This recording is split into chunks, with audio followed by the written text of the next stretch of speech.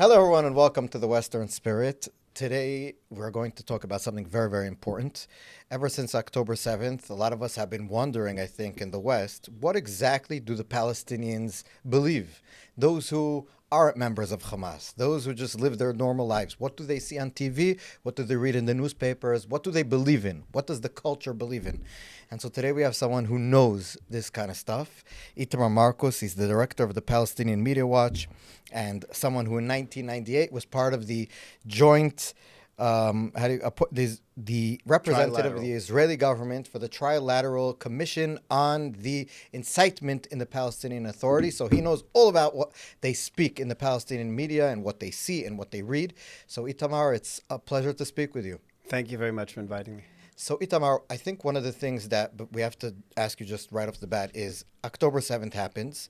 Hamas obviously supports October 7th. So if you're watching TV of Hamas in Gaza or in the West Bank, or if you're Judea and Samaria, or if you're reading their newspapers, websites, Telegram channels, obviously everybody's happy about it.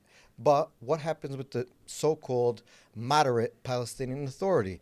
What does a person that's living in Ramallah, Jenin, Nablus, whatever, opening the newspaper in the morning, putting on his TV station, what does he see there? Do they support it? What are they saying? The Palestinian Authority and Fatah, the party of Mahmoud Abbas, absolutely supported October 7th. They were thrilled about it. I'll just give you one example. A Fatah official on PATV the next day said, "We woke up to a morning of glory, a morning of celebration, a morning of victory." Another Fatah official who afterwards said, our heads touched the clouds. We were so joyous. Fatah, on one of its telegram stations, posted a cartoon, and the cartoon was a boot in the shape of a Palestinian, the colors of the Palestinian flag, stamping on a rat that was lying on its back in the colors of the Israeli flag.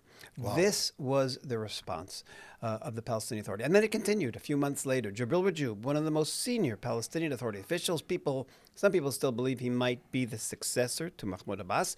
What does he say? October 7th was heroic. It was epic. This is what he said. Epic, yes. And the Palestinian Authority, in this attitude, was a mirror of the Palestinian population. Yes. The initial polls found 98% of Palestinians were proud about what happened on October 7th. A full 98%. And a full 71% supported it. Wait, so let me just get, just so I understand the logic here. So October 7th happens, they come out in the first, I guess, weeks even. Yeah. They're all supportive. They're proud of their brothers in Hamas. Right. There are all over the world, obviously, marches of and also in the Palestinian diaspora, let's say, people in Lebanon, Syria, Jordan, wherever, where there's Palestinian refugee camps.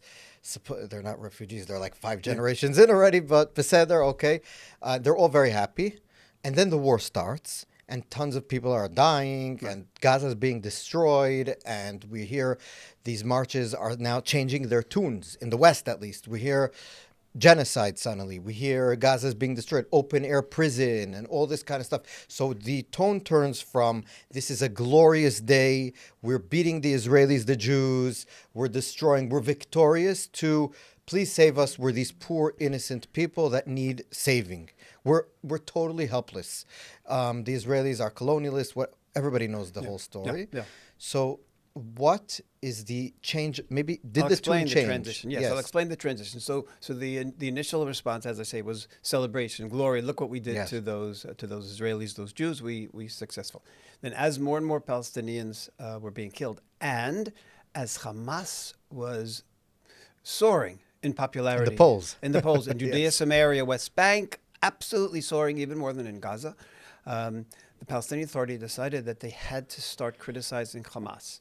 Mm-hmm. And they started criticizing Hamas. They have never, ever criticized what they did on October 7th for the killing of Israelis. Never. So what is the criticism? The criticism is that they allowed it to go on so long. And I'll just give you one example. Wait, what do you mean by They that? allowed it to go on so long and that so many Palestinians were killed in Gaza because of Israel. They should have stopped it. They should have stopped. They're blaming Hamas. They didn't stop. After a few months, 3-4 months, they started saying, Hamas, look what you've caused the people. And they had some religious figure, in fact, who went on and said, jihad is legitimate, but you have to take into account what's going to happen to the civilians, the left behind.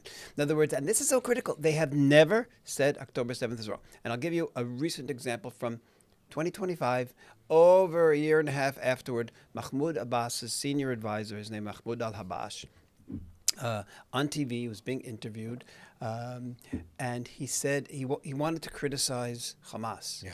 So before he criticized Hamas, he said the expression 5 times, October 7th was legitimate resistance. We all know it was legitimate resistance. I have to stress, he said it was legitimate resistance. He said 5 times, and then he finally said, however, what's happened since then has made it illegitimate because of all the suffering and all the deaths. And this is just now.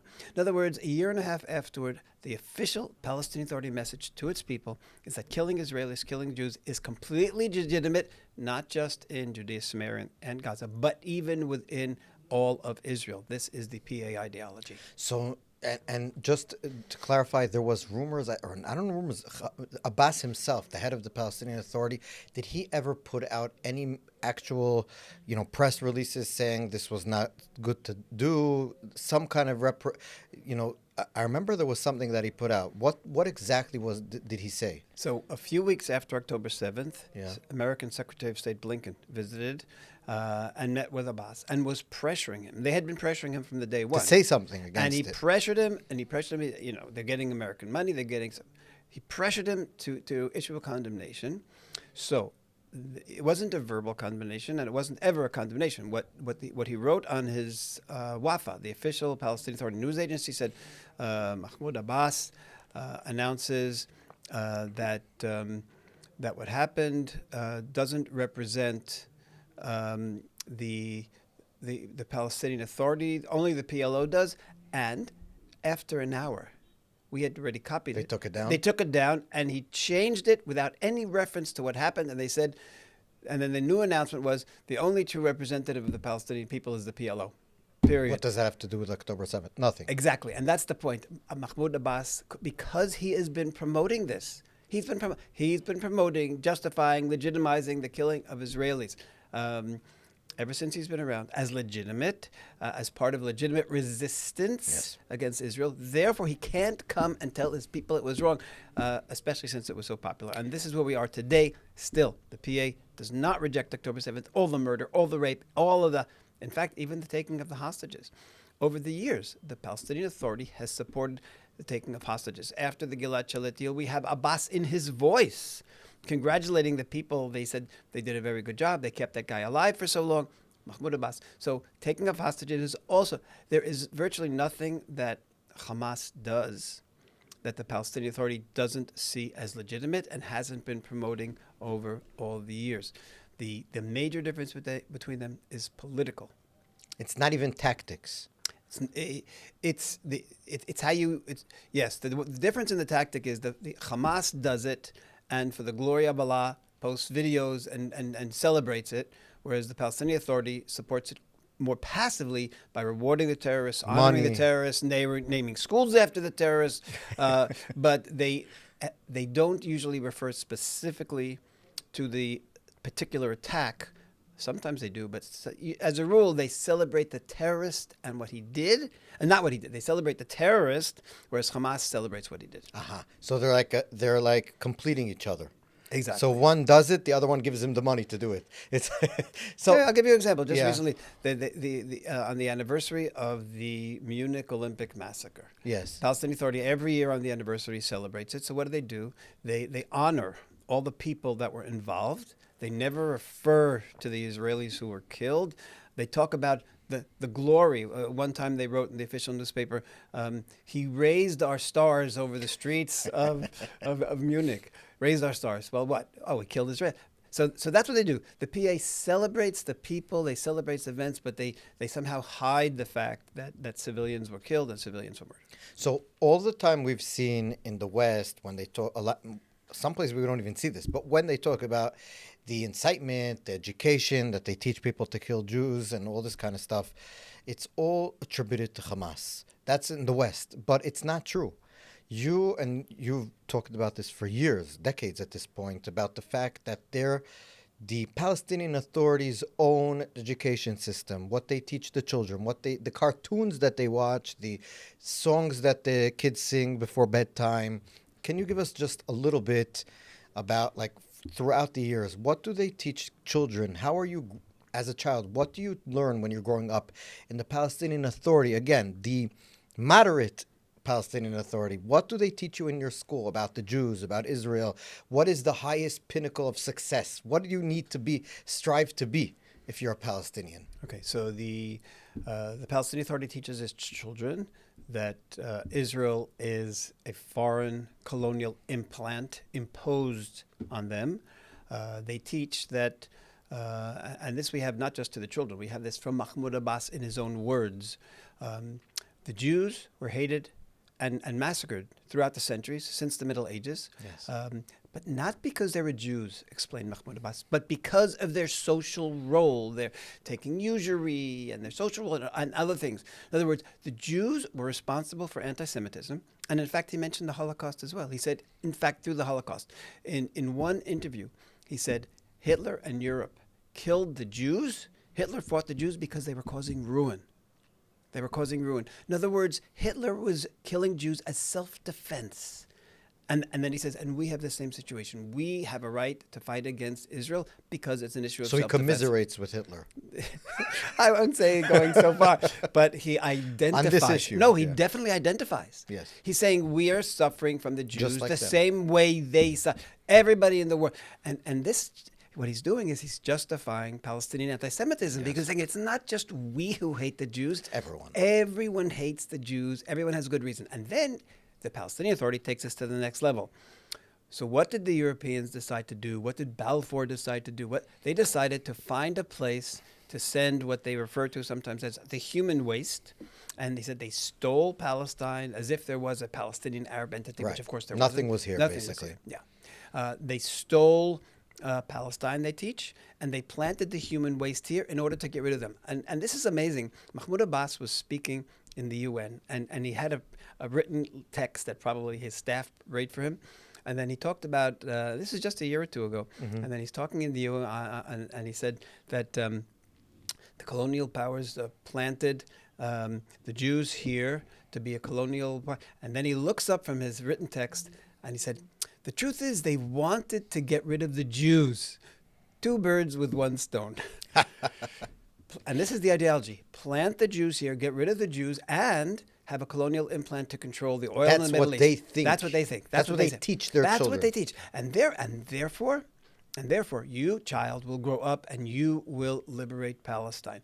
When I say that they teach them to liberate, it is explicit. They use expressions like, this is from a Palestinian official informal education by Fatah and a Fatah magazine for children. And they say, Palestine has been invaded by so many centuries, by so many invaders over the generations. The Rome and the Palestinians fought them. The Romans, the Greeks, the Persians, the Hebrews, the Hyksos. We got rid of them all. And then they write, and now the worst occupiers are the Zionists. But just like all the occupiers left, so too they will leave. Period. This is Palestinian Authority children's education. I want to say something. You asked in the beginning about Hamas. And the Palestinian Authority, not intentionally, inadvertently created Hamas. They created the power of Hamas.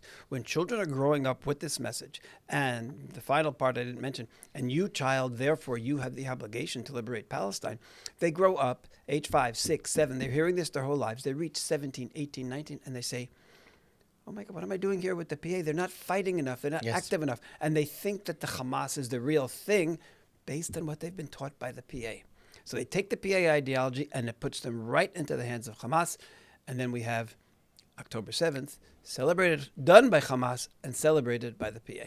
But also I want to just circle back to Yasser Arafat, which was the basically one of the architects of the modern Palestinian movement, we can say. I think it's there was no Palestinian really movement before Arafat. And one of the things that you were, why Plantation, when they put you in to be one of the Israeli representative, we mentioned at the beginning, of the incitement issue. And so we've been having this since you were there 98, but this obviously goes way before. Israel brings Arafat in from Tunisia at the time of the Oslo Accords, and instead of, he says he's going to sign the peace. And the peace is always signed with, we're signing the piece of paper here, but with this hand, we're teaching everyone to kill the Jews, right? So there's like a double game being played for 75 years at least, but obviously in the last decades especially, where on one hand, we'll say to the West, we want peace, we want us to live side by side, it's just the Israelis that are building the settlements and all this kind of stuff. On the other hand, could you just give we're talking one in English and one in Arabic, could you give that dual thing, explain that to us? Right, from the very beginning. I'll give you the words of Faisal Husseini. Faisal Husseini was a senior Palestinian leader, and when the Palestinian Authority started the terror war, which they called Intifada in the year 2000, started sending suicide bombers, both by Hamas and by Fatah, killing. Faisal Husseini was interviewed, and it appeared in a European newspaper, and he said the Oslo Accords were Trojan horse, and the Intifada is the coming out of the horse. As explicit as that. We have a Palestinian minister, Shaheen, who said a year before he started the Intifada, he said the purpose of the Oslo Accords was to get a foothold so that we can continue the war from inside the land, right? Before then, we were only in Tunisia. We couldn't do it. It was hard. Now they brought all the terrorist leaders from Tunisia to the Gaza Strip, to Judea and Samaria, and then they continued. He said it explicitly, so we can continue the battle from inside land. It was a trick. It was a trick from the very, very first moment of the Palestinian. And that's why, when we look at the children messages in the education that we've been studying, our first report on Palestinian school books was in 1998. And since then, when we see then we understand. I always tell people, don't listen to what they tell you in English. Look what they're telling their children, both in their school books, their informal education. Look at the activities that are going on in the schools. And then you'll know what they really believe, because parents tell their kids what they really believe, and what they tell other people is a whole different story. So, but that was in 98 and whatever. So, but right now, at the time when Abbas meets Blinken, let's say, his own organization is paying people. This is something that one of the things that you uncovered throughout the years was that they are giving money, what's called in English the pay for slave, meaning the more people you kill, basically, the more money the Palestinian Authority will pay you a stipend and your family. And obviously dead terrorists get money too, right? The families get. So the more people they kill, the more money they get, the more time they serve in prison, the more life sentences, the more money they'll get, right? How does that work exactly? Okay, so it works. It's not the more they kill, it's the longer the sentence. The sentence, which is longer the more they kill. That's right, which is reflective of that. As soon as they get arrested, as soon as a Palestinian terrorist gets arrested, they start getting a medium Palestinian Authority salary, 1,400 shekel a month. Which for them is okay. Which for them is okay. And then the longer they're in jail, it goes up to 12,000 shekel, which is almost 4 times the average Palestinian Authority salary. 4 times. Even for Israelis, that's not bad sometimes. That's right. Yeah. That's right. It's above the average, the mean Israeli salary. In the Palestinian Authority, it's a millionaire salary. Yeah. And just give you a sense, Palestinian Media Watch, when Israel was forced to release about 740, I think it was, 724 terrorists in exchange for getting some of our hostages, we created a chart to show how much each terrorist had received during this period. There were over 300 new millionaires in the Palestinian Authority. Terrorists who are going out, going to open up their bank account, and they're going to be millionaires. Because they killed lots of Israelis. Because they were in jail long enough, exactly. Because they killed Israelis and went to jail. Now, this is interesting. If a Palestinian steals an Israeli car and goes to jail, he doesn't get anything. If he kills an Israeli, if he kills a child, if he kills an infant, if he kills a baby and goes to jail, he gets rewarded by the Palestinian Authority. What kind of values is this Palestinian Authority? It's exactly what I said before. They claim that they have a right to fight and kill Israelis in order to liberate Palestine. And therefore, if you stole their car, which doesn't help the cause, and you go to jail, you don't get anything.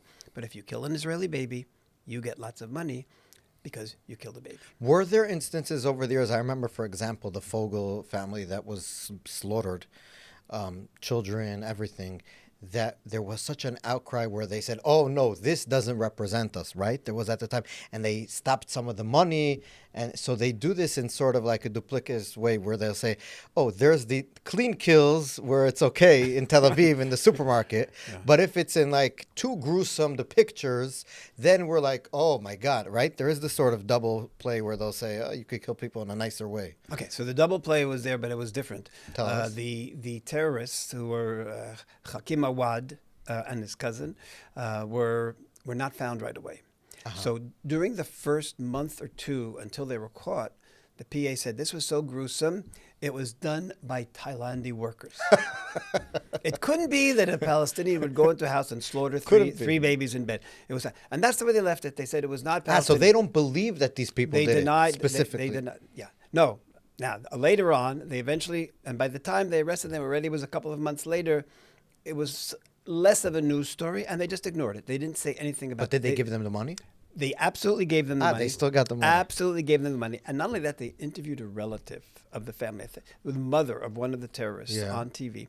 And she talked about the sons, the two killers. He's a legend. Hakim Awad, he's a legend. He's a hero. This is Palestinian Authority TV. Official TV. There was a 6-month-old baby that was killed in this thing, right? Yes, a legend. So you kill 3 infants in their beds, including 6.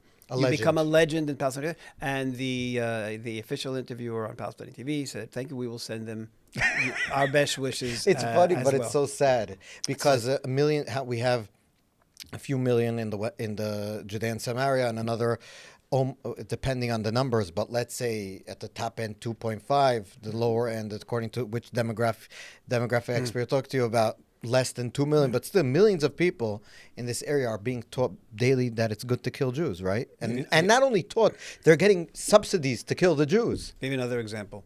The Palestinian Authority has had a number of shows, sometimes 2 or 3 at the same time, glorifying prisoners in jail or murder. So 3 weeks in a row, they honored Abbas Assayed, who was sitting 35 life sentences. He's responsible for the Passover Seder massacre. Ibrahim Hamad, he organized many terror attacks. He's serving 50 life sentences. And also then after that, Abdallah Barghouti, he's serving 67 life sentences, the longest number of sentences. He was a bomb builder for Hamas. So 3 weeks in a row they did this, and each time Palestinian Media Watch reported this. We called them terrorists. We said, look how outrageous. The Palestinian Authority, with Western money, who's supporting their TV, is glorifying mass murderers of women and children. So then Palestinian Authority TV, the next week, they attacked Palestinian Media Watch on television. Look at these terrible things that Palestinian Media Watch has said about us. They said that Ibrahim Hamad and Abbas Assayed and Abdallah Barghouti, they called them terrorists. It's outrageous. These are our heroes, and we love you, and you're our heroes. So they proved your point. Exactly. That their heroes are the terrorists. Exactly. Yeah. So there's no hiding it. I have to give you one more, even a more recent example. A couple of years ago, there was the terrible murder of the D family. I forget the names now. The mother and her 2 daughters were in a drive-by shooting. They were murdered together. Now, a month and a half later, Israel tracked down the terrorists and killed the 2 terrorists. Within hours that the terrorists were killed, Palestinian Authority Prime Minister Mohammed Shtaya posted on his personal Facebook page pictures of the two terrorists, and he wrote, "Glory and eternity to the heroic martyrs." And these are people who just killed random women and her daughters. Glory and eternity to hero. Now you have to understand also something very interesting here. Glory and eternity are nationalistic Palestinian concepts. Heroic martyrs is an Islamic concept, the shaheed, meaning that what they did, the murder of a mother and 2 daughters, was an Islamic, not just an Islamic act. It was something that Allah wants. In other words, it was for Allah. A shaheed is someone who dies for Allah. In other words, killing a mother and 2 daughters was for Allah, and their death was for Allah, and that's why it's heroic martyrs. So you've got in the Palestinian Authority both the nationalistic side, secular, for killing, secular, and you also have the religious side. all people who kill Israelis are said to have done something religiously positive, religiously significant, even suicide bombers over the years. I'm going to get to that, but I want one more question about the October 7th. So we had the hostages, the deal where Israel released in the last phase or whatever it's called, they released over 700 terrorists. Yes. You guys did a chart about these terrorists. I want to ask a question before I ask about the actual, who were these people? In one of the last releases, I think it was of the Bibas bodies, the family of the bodies of the Bibas family, the mother Shiri, which it turned out they disgustingly put a different body in, and then they gave the right body back, and the two little babies. They had a ceremony, and the whole world was amazed and disgusted that they brought kids and they were dancing, and they also had the people who were carrying the coffins were people from all the different factions of the Palestinian Authority, of the Palestinian resistance, let's say, in quote unquote. And one of them was from the Fatah, right? Yes. One of them was wearing the uniform of the military wing of the party of Mahmoud Abbas, which is the head of the Palestinian Authority, right? Absolutely. So could you give us were they part of October 7th, the actual military wing of the Palestinian Authority? Do we know? Okay. In 2021, Hamas started doing its rehearsals. Yes.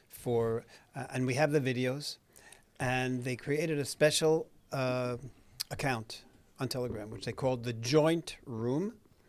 And in this Joint Room account, they were constantly showing, they had the names, and they showed they had 6 or 7 different terrorist organizations that were involved. They had Hamas, they had Fatah, they had the Islamic Jihad, they had the PFLP, Popular Front for Liberation of Palestine, and a few other smaller organizations, and each one had a different headband, and they were constantly showing pictures of members of all the different groups. In other words, Hamas was trying to say that we are now taking the leadership of all the different organizations, and they're all willing to join us and fight with us. We also, Palestinian Media Watch, found a video that Fatah publicized right after October 7th. It was 2 days later, of Fatah terrorists participating with the yellow headband as opposed to the green headband of Hamas. It was the yellow headband with the symbol of the Al-Aqsa Martyr Brigades. And we see them firing and shooting, and in fact, we see them also torturing an Israeli soldier. And they had no problem publicizing this. So Fatah of Gaza. Now, to a certain extent, there is a separation between Fatah of Gaza. Why? Because Hamas controls it so much that the Palestinian Authority doesn't have any connection almost with Gaza anymore? Is that the reason? This was before the war we're talking about. Yeah. They certainly had a connection in those days, but they weren't able to completely control them. Let's just leave it at that. Meantime, we found all the celebration of October 7th that I'm telling you, that was under the Fatah accounts controlled by the Palestinian Authority. Yeah. Absolutely controlled. So they were happy after that some other guys got in and helped out. Yes. It wasn't, they were proud of it. They were Fatah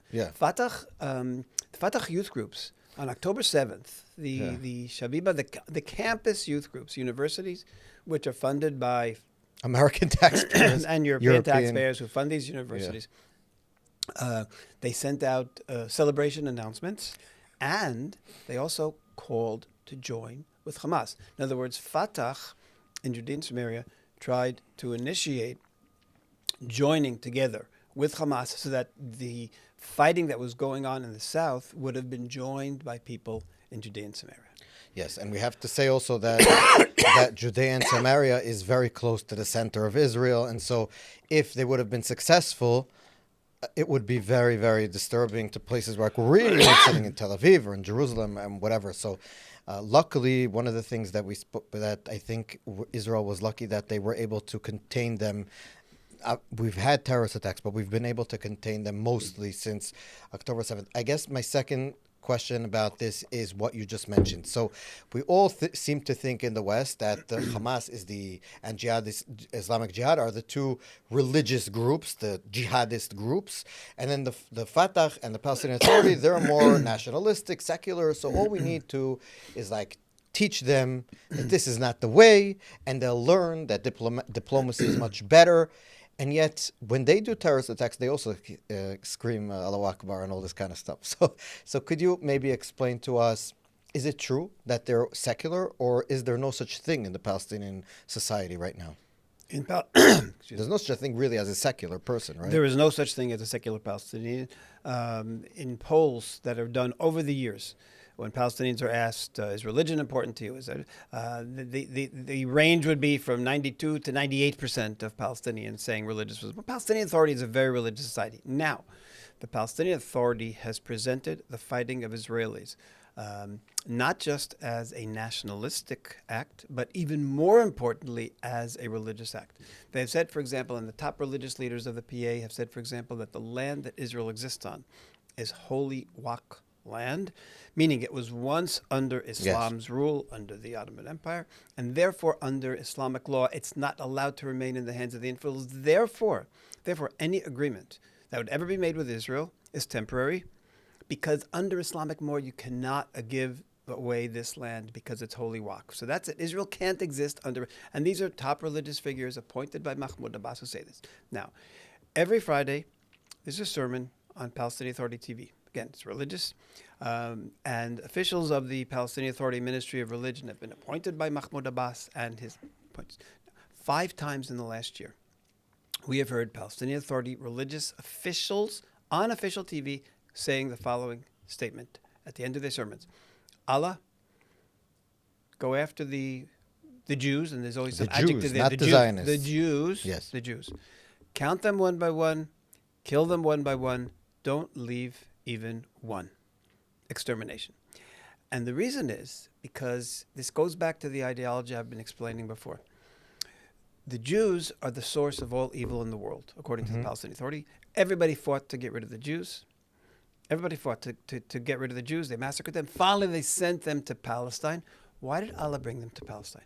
He brought them to Palestine so that it would be easy to exterminate all the Jews. The world will never have, I'll use an expression from Jewish tradition, tikkun olam. Yeah. The world will never be fixed as long as Jews are there. Therefore, Allah brought the Jews to Palestine so that it would be, when they're in one place, it's easier to kill them. And then Allah, count them one by one, kill them one by one. Don't leave even one. Exterminate the Jews and bring about redemption of humanity. Now, what this means is when he says the expression, kill them one by one, they're telling every individual terrorist, you go out there, go do it. You take a knife, you kill even one person, you're helping us get to that goal. You're doing what Allah wants. And that is why 100% of the terrorists who've killed Israelis and been killed while they were doing it, including suicide bombers who killed dozens, they have all been defined by the Palestinian Authority as shaheeds. Shaheed means martyr. A holy martyr. But it's more than a martyr. It's a martyr for Allah. You died for Allah. The act of suicide bombing and killing was an act for Allah. And this is why this is so important.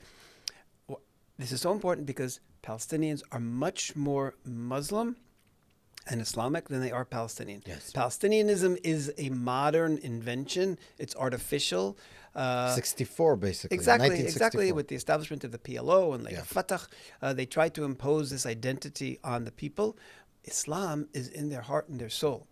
Centuries. Exactly. So if you tell them you have to kill Jews for Palestine, okay, that's a good reason to kill Jews. But if you have to kill Jews for Allah, and you'll be rewarded with everlasting life, and if you're killed, you will have 72 virgins in paradise.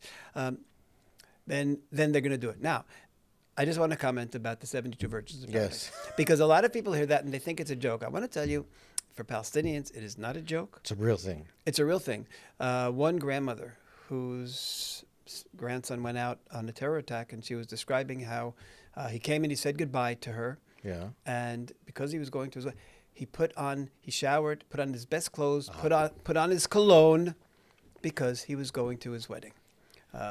We had on Palestinian TV at the funeral of one of these terrorists.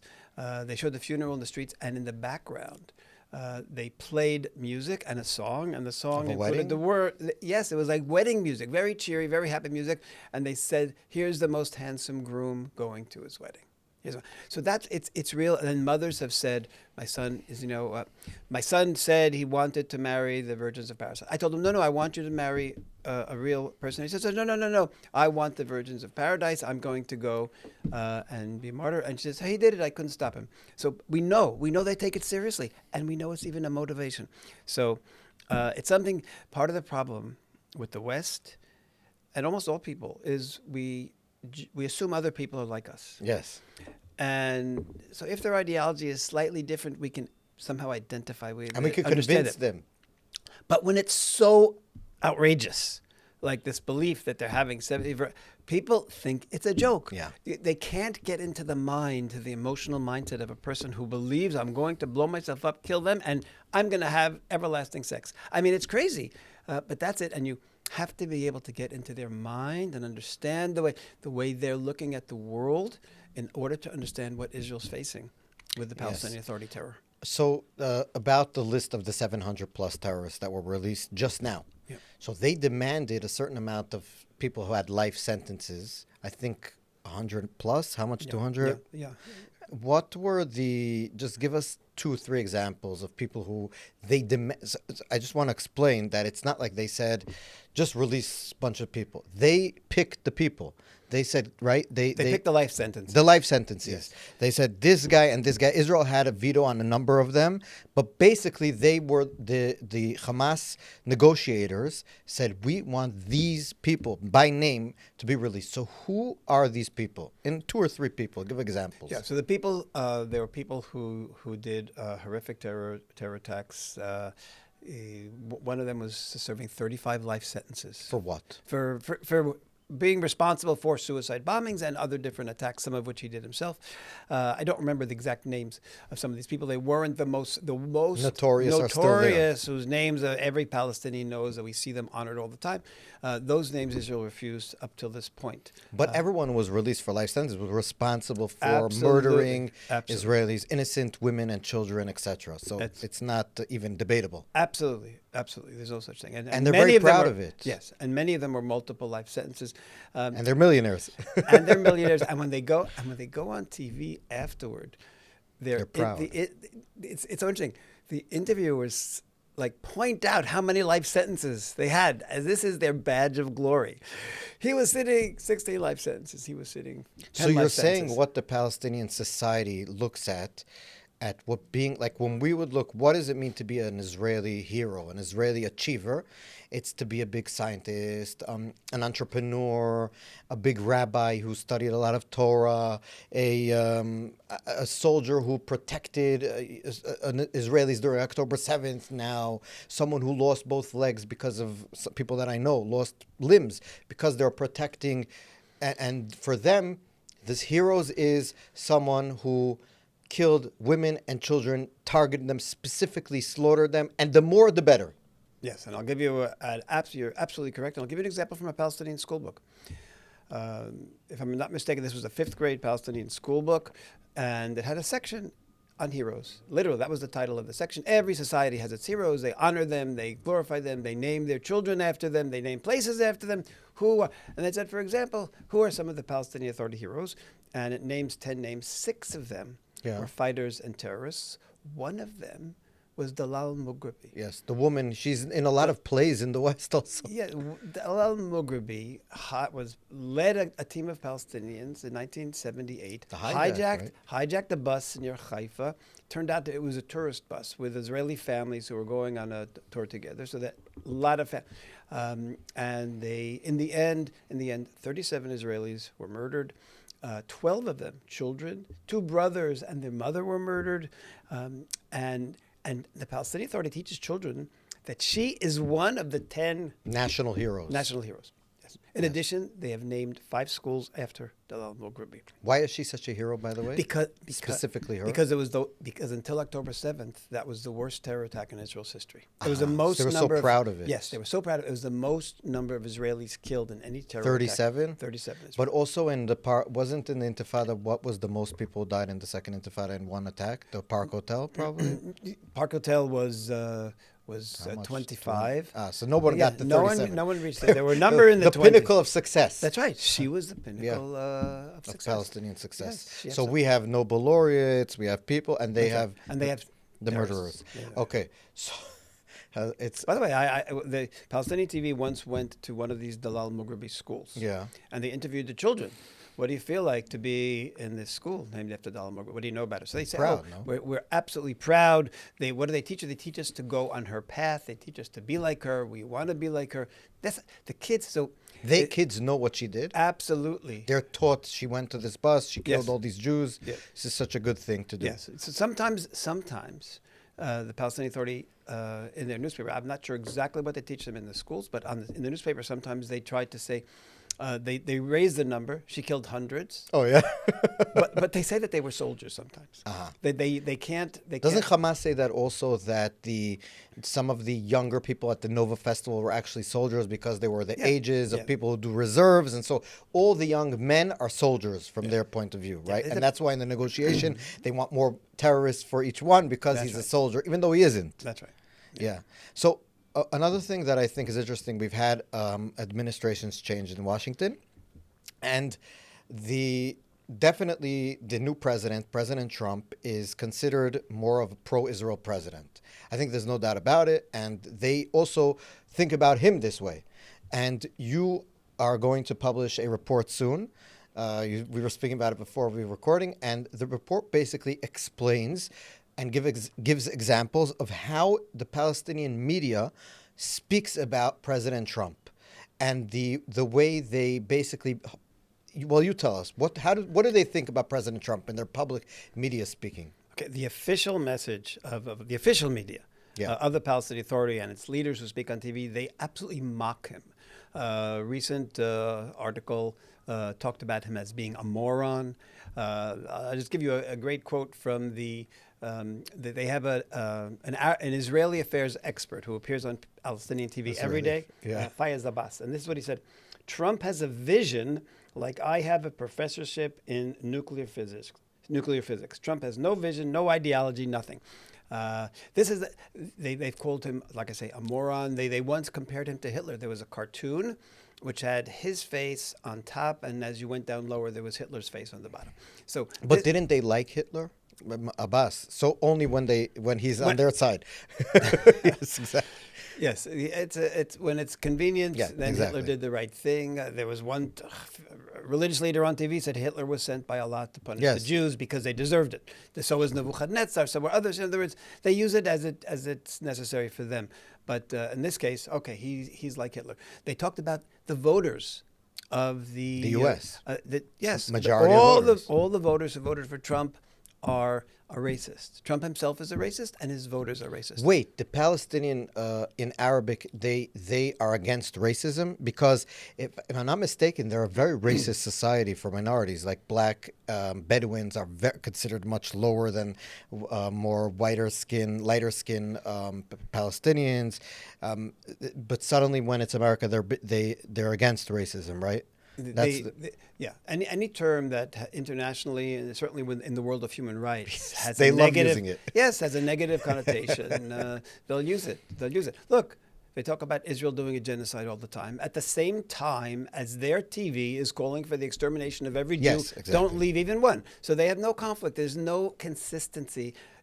So they don't like President Trump. They call him a moron. They call him an idiot. They mock his voters. They say they're all racist. And they say they can manipulate him because Mahmoud Abbas is smart. They said this after Abbas called him after a while to congratulate him. What did they say? They said this is part of his ability. He's smart and he's going to know how to work Trump's that ultimately they want to get American money and American support. So even though he's a moron and an idiot and a racist, we're smart and we're going to manipulate him to be able to get money.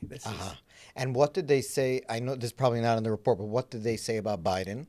They liked him in the Palestinian Authority media? In the early period, they liked Biden because he was giving them lots and lots of money. Yeah. During the war, he continued giving them money. Right. So they still, on the other hand, they turned against him when Israeli weapons were being used. So even though he froze some of the weapons, they decided to demonize him as well. So and if I remember correctly, they refused to meet some of his people at some point. Yeah, they turned against Biden as well. During the war on Gaza, they started to blame America. They said America is giving the weapons. Without American weapons, none of this would happen. Why is Biden doing this to us? They turned against Biden. I also want to ask you something that I found so interesting, and you could probably shed light. That you mentioned the difference between English and Arabic, or not English, any West non-Arabic language and Arabic. So one of the things that it's so weird is that when you read Palestinian representatives in the Western media, they're always taking the card of being, everybody's against us. We're so weak. We're all dying here of starvation and genocide, and we have no agency. They never have agency. They never are in control of anything that they even themselves do. What do you expect from us when the occupation is so difficult? What do you expect our people to do when everybody's so against us? And when they're speaking in Arabic, they're strong. They want to kill. They want to take their destiny into their own hands. They're controlling of the whole Gaza Strip. They control everything. It's like, talk to us about their duplicity in the way they talk to us and the way they talk to their own people. That's a great question, and I'll give you. I mentioned before the way they described how their Palestine and the Palestinians were invaded by the Romans and the Greeks. They talk about this in heroic terms. They want the child to feel we are heroic. We've been heroic for centuries. When the Romans and the Greeks invaded, we defeated them and sent them out. And then another invader came, and then we defeated them. We've been heroic. We are the greatest fighters of all. This is what they teach the kids. You should be proud of the fact that we have survived. Basically what they did is they took Jewish history and they crossed out Jewish and they put in Palestinian. And they said, look, we've been around for 3,000 years, 5,000 years. We have fought off every invader. There is no one like us. We're so heroic. We're so heroic. There's no one like us. And that's why we know that we will eventually get rid of these Zionist occupiers. That's what they say to themselves. That's what they say to themselves, exactly. And what do they say to the outside? We said, to the outside world, when someone, like say on CNN, BBC, is interviewed someone in the Palestinian Authority or in Gaza, they'll say, we have no control. The Israelis are so, we're so weak. It's the exact opposite of what they're saying in Arabic, right? The narrative is of weak and helplessness and just being desperate. And here it's being, we're strong. We're going to survive. We're a nation of lions. Exactly. And I'll use one word. The Palestinian Authority has, if they have the word heroic, for their own people, they have one word for the international community, that is victim. Yes, exactly. There is nothing as important in the world of human rights as supporting the victim. Look at American courts. If someone can be convicted of rape, and then they'll argue for sentencing that they were a victim of something similar when they were a child, and the judge will say, okay, so we're going to lower your sentence. Exactly. A victim is the ultimate hero in the West today. It's not just today. Go look back at the literature. Look at Cinderella. Look at it's the victim who then survives. The victim is always something that people. But it has gotten worse in the last few years with the victim and. So what the Palestinian Authority is, let me just finish this. They have one point of ideology, victimhood, and then they have lots of subcategories or examples. Genocide, starvation, biggest prison, open air prison. Right, exactly. All of these are just examples of victim, but that's what we have to understand. They have one message to the world. We are the ultimate victims, and that's why you have the ultimate responsibility to save us from the cruel Israelis. Now I have, as you're talking, I have another. When did they start? So we've seen after October 7th all these protests in the West, and they're obviously being built on the victim mentality, meaning people. I spoke with Coleman Hughes he studied at Columbia University, and he said, a student comes into Columbia the first year, he has no idea about anything. One of these Palestinian groups knocks on his dorm room and he says, come protest with us for the Palestinians. He doesn't know anything about it. He says, what is it? They give him pamphlets of how poor the victims they are and all this. He comes to protest because who could not support the victim? Right. And so I wanted to, maybe you can tell us, when do you think they started realizing this is their strength? This is how they can manipulate the nice, good Western hearts and minds. Was there a moment, maybe Arafat spoke about it a little bit, where he was saying the double speak? With Arafat, it was on the table, if I remember correctly, and he went to South Africa once and gave a big speech about I was never going to actually give in the state to the Jews, and it was all a ploy just to, like you said, to get a foot into here. Was it from Arafat already this kind of like double speak, where taking the victim and pushing it down the throats of the West? I think the early periods of Oslo, we didn't see the victimhood message. We saw the occupation message. Yes. And therefore, Israel has to give it away. Now, when Arafat started the Intifada in the year 2000, his terror campaign, in the early period of and this is fascinating, the early period of the terror campaign, everybody knew it was terror for terror's sake. Yeah.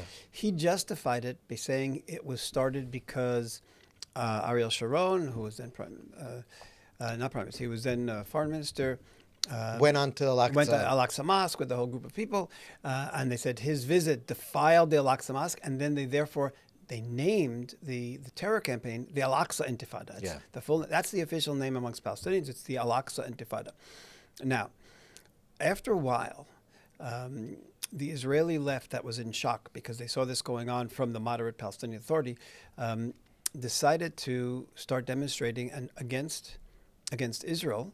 And this was tragic. They started saying, it's all because of the occupation. Yes. It's all because of the... Now, the PA didn't say it was the occupation. They said it was Al-Aqsa was defiled. But after the Israeli left did this for a long enough period, the Palestinians changed their argument. They adopted the narrative. Now, the Israeli left had to use this argument because if it was for Al-Aqsa, then the Israeli left's ideology is gone. Because you can't make peace with someone who's killing and doing suicide bombings for Al-Aqsa. If they're doing it because of resistance, because of occupation. So the Israeli left, Palestinians, and then from then on, they have played the victimhood card, expanding it all the time. Look what they did. Look who they killed. Look who they tortured. And from then on, the Palestinians have these double messages. By the way, they also use the victimhood with their own people, but for the purpose of creating hatred of Israel. What do you mean? Meaning they tell their people, look how many civilians, Israel is barbaric. Israel kills children. In the children's education, we see it. In the children's education, they put stories of families. There was one, I remember in the children's education, there was a car accident. Yeah. And 2 Palestinian children were killed, and they described it as a murder, an intentional murder. Why do they need to? There's enough children supposedly that Israel is killing, no? Yeah. So this was even before.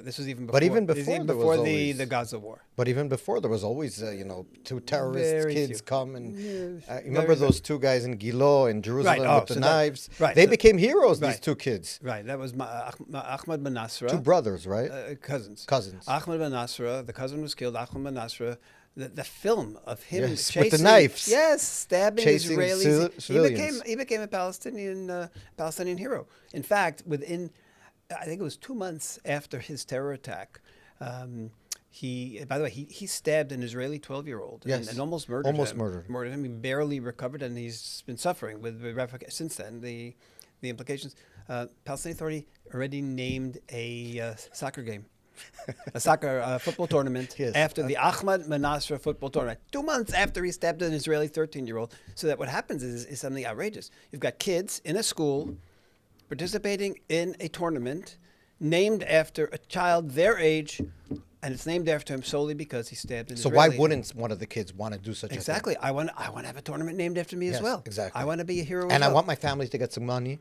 Yes. Right? His family, I assume, got lots of good money. Yes. As soon as he went to jail, they started getting money. So is there, one of the things we keep on hearing, two-state solution. The Europeans, especially with Trump now, it's different. We don't know. But in the past, he was also for a little tougher for the Palestinians. But at the end of the day, there was a state for the Palestinians. Is there even we just had a not Wilf here. And one of the things we both said was the two-state solution was killed in its inception as an idea because the other side never wanted a two-state solution. They refused, maybe talk about this in the media, they refused ever to admit that the other state would be a Jewish state. Yeah. So, right, even when they'll say, the extreme moderates, okay, 2 states, is there ever a time when they'll say a Jewish state and a Palestinian state? No. What is the Jewish state? What is it if not Jewish? Also a Palestinian state? The only agreement they say that they will ever agree to is when what they call refugees, the millions of refugees, 6.8 million, 5.9 million refugees, so-called refugees, will come here. And then, of course, Israel is no longer a Jewish state. Israel it would be a binational state. So therefore, they refuse. Mahmoud Abbas was once on TV, and he was talking to a Palestinian leadership, and it was filmed, and he said, one of the he was so proud. We once recognized the state of Israel. We will never recognize it. I will never recognize it as a Jewish state. They can call it, and he used some funny expressions. They'll call it a this state, a funny state, a whatever state. He used the funny terms. I don't remember them. And he says, but I'll never let them call it a Jewish state. And then everybody clapped and cheered and laughed at how he was making fun of the idea of a Jewish state. So what you're saying is, at the end of the day, that it's not... The media is a sort of, you see through the media what they want. First of all, it's not a democracy, so what they want you to see, that's what you'll see.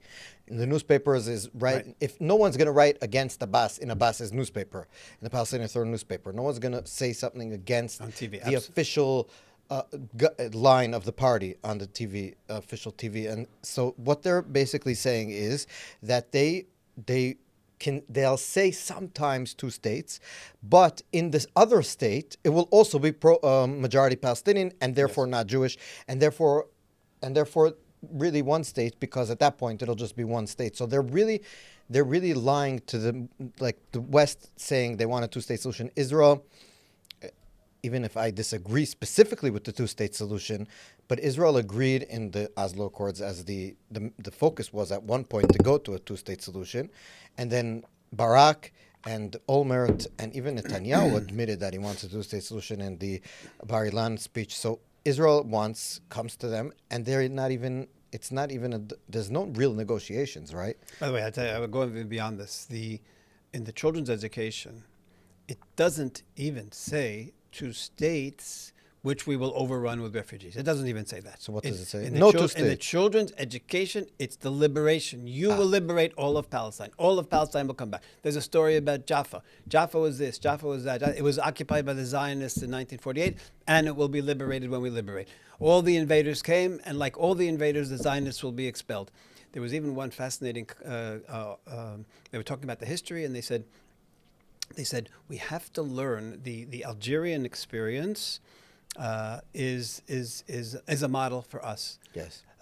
Algeria was under French occupation for hundreds of years.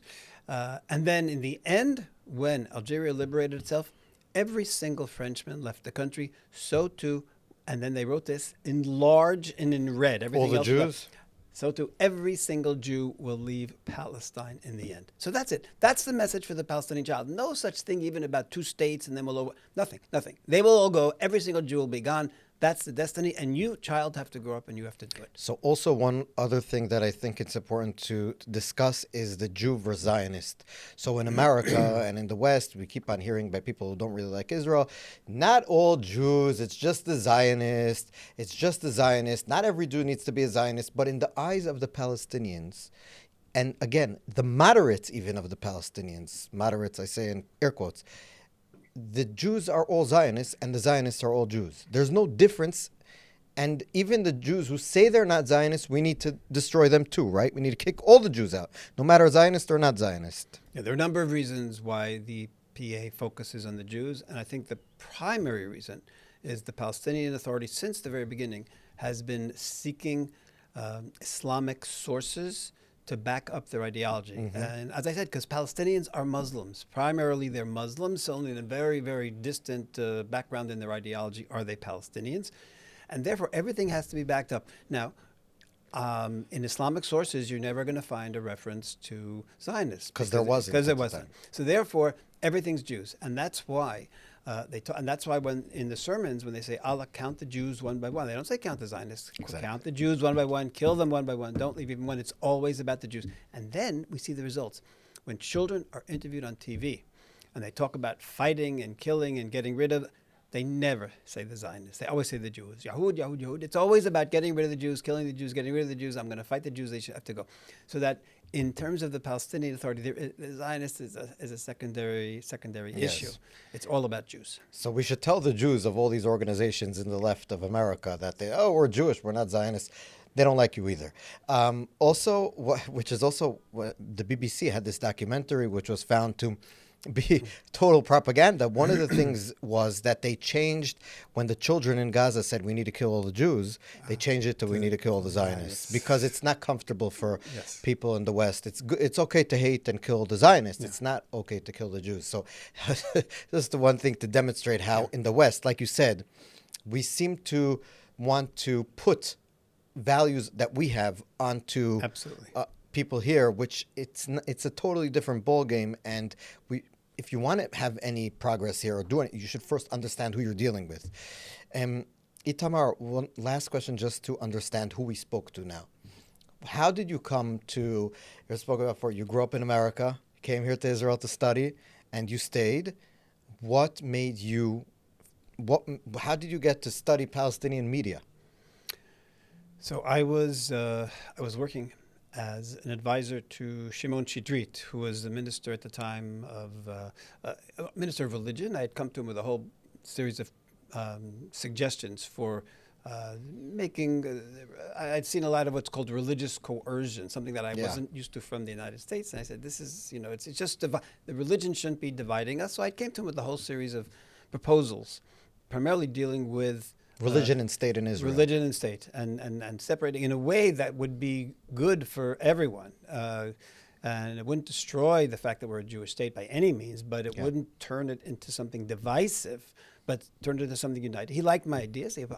Once I was working for him, there was a woman in Jerusalem who was making videos of Yasser Arafat and trying to sell them for profit.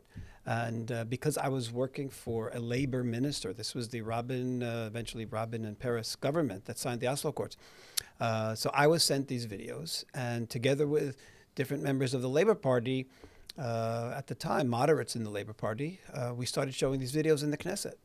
What were the videos? The videos of Yasser Arafat talking about jihad, Yasser Arafat talking about temporary agreements, children's education. And so I was the conduit for these videos. I was working with, at the time, a labor member of Knesset, Emmanuel Zisman, was head of the education committee. So I was bringing them to him, and we would show these videos in the education committee, and he would talk about them. How could this be education if we're supposed to be in a peace process? So once after the next election, when the Labor Party was out of power, Netanyahu won the election, I realized that there had to be more than just these few videos that I had received. So I raised some money, hired some translators, and we said, let's see what we find. We're not looking, let's see what the Palestinian Authority tells us about itself. And you found the treasure trove. Oh my God. I found a horror story. We found that no one in the Israeli government knew. I mean, just look, 2 years later, when Netanyahu was going to the wine negotiations in the United States. With Arafat. With Arafat and the United States president. We're the ones, not military intelligence. No, we supplied him with all the information to show what the Palestinian Authority was really saying. And then he comes back, and the Y Accords were signed, and the Y Accords said that there had to be an anti-incitement committee, American, Israeli, Palestinian negotiating committee, and then he appointed me to represent Israel in those negotiations. But the crazy thing was that this material wasn't coming to the Prime Minister of Israel from military intelligence. It was coming from a private organization, Palestinian Media Watch. And I hate to say it, from them until today, there have been numerous reports that Palestinian Media Watch has exposed numerous ideas, the whole paying salaries to terrorists. We're the ones who exposed this. We're the ones who brought this to the Knesset and to the United States and to all the parliaments of the world. No one knew that the Palestinian Authority was paying salaries to terrorists. So it's an incredible example of private organizations doing the work that theoretically should have been done by government but isn't, and we will keep doing it and keep working with the government. And I have to say, just before we finish that, one of the reasons why they didn't find it is because they didn't want to find it. And you don't have to comment, but I'll just say that one of the things we spoke about after October 7th was the conceptia, the sort of mindset that everyone was going with. All the experts were going with this one idea of how things are, and was blocking out as an organization, intelligence, military, any competing ideas, and that we learned that, for example, one officer here in 8200 was saying, we have to watch out, and in the Southern Command, something is happening, and everybody was like, be quiet, nothing's happening. And the same thing with the Oslo Accords. I've spoken to people saying, we knew that there was weapons. People were saying on the bottom, but everybody wanted the peace process to happen. They didn't want to see the problems, and that is why I'm pretty sure that's why organizations like yours, who were like competing with the official narrative, were the only ones that were able to bring things up from the bottom that anyone with glasses should have seen. I'll give you a great line that I remember still today. It shocked me at the time. One of these events that we had in the Knesset, this is before PMW, we had it in the Knesset, in the Education Committee of the Knesset, which showed Arafat saying all these terrible things. So I went over to one of the journalists who was there from one of the main Israeli television channels. And I said, there was only two at the time. There was only two at the time, yes. I don't remember which one it was. I think it was actually Channel 1. Mm-hmm. And I said, here, would you like the videos that we just showed in the Knesset committee? And his answer was, we have a peace process now. Why would I want to put on right-wing propaganda? So is Yasser Arafat calling for jihad, saying the agreements were temporary, or children being taught to be suicide bombers, which they were at the time? That was right-wing propaganda, and that was the mindset of the media, and then Israelis. And then when everything happened, by the way, one final thing, if I might, Arafat started the Intifada on September 30th. September 30th, 2000. Yeah. 10 days before, we published a report. The opening sentence was, the atmosphere today in the Palestinian media is the eve of the outbreak of war. We at Palestinian Media Watch were able to anticipate what was going to happen. It was right there. It was that clear. And intelligence were not, pretty much. Intelligence missed it. I actually, when I presented our findings in the Israeli Vadat Chutz U'Bitachon, the Foreign Security Committee, when the violence was going on, I actually met one of the intelligence officials who worked with the committee, and he said, well, we had general information that there would be something in the next few months. We weren't able to pinpoint it, and PMW pinpointed it to literally 10 days before. So you just have to look and listen. I always say, watch what the enemy is saying and then believe them. Believe them, yeah. Don't say they're doing it for ulterior motives. Believe them. When they say they want to kill you and that Allah they want to kill you. They really want to kill you. Itamar Marcus, thank you so much for being with us. It was a pleasure talking to you. And I think this conversation is important for people who might not believe them, actually. You know what I mean? Like, if someone believes them, they'll find your stuff. If someone thinks that they are what we said they are, they'll find a way to know it. But people who might be following us and maybe aren't sure, or maybe don't know, or maybe aren't, it's important to listen to people like Itamar and understand what's going on behind the scenes. What are they saying in their own languages that we don't know? And most people listening to me won't know Arabic. So what are they saying? What are they teaching their kids? What are they teaching people just coming home after work and opening the paper or opening their online websites? So thank you so much, Itamar, for being with us. And we'll see you guys on our next episode. It was a pleasure.